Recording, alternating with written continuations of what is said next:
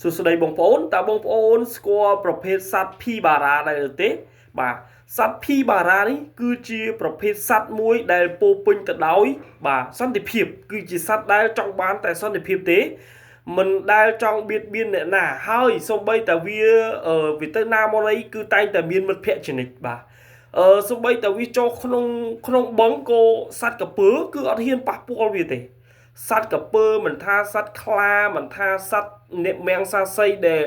ដែលកំណាចកាចសាហាវតោយក៏ដោយបាទអត់ហ៊ានធ្វើអីវាតែហ្មងណាហើយជាពិសេសវាមានមិត្តភ័ក្តិដូចជាប្រភេទសត្វបាក់សីអីចឹងវាទៅណាមកណីសត្វបាក់សីវាទុំលេងមួយវាជាពិសេសវាដូចថានៅសូម្បីតែមនុស្សក៏ដោយក៏វាខ្លាចដែរវាអត់មានអញើតខ្លាចគេទេក៏ប៉ុន្តែវាចូលចិត្តបែបសន្តិភាពចូលចិត្តលេងសបាយដើរទន្ទឹមអីមួយគេអញ្ចឹងណាមើលទៅវាដូចជាប្រភេទអស្ចារ្យហ្មងសត្វនឹងមួយវាអត់ដែលមានសត្រូវហ្មងអីក៏អត់មានសត្រូវប្រភេទសត្វដទៃណាដែលចង់បៀតបៀនវាទេអត់មានទេអត់ដឹងមិនទេណាបងប្អូនឆ្ងល់ទេបងប្អូន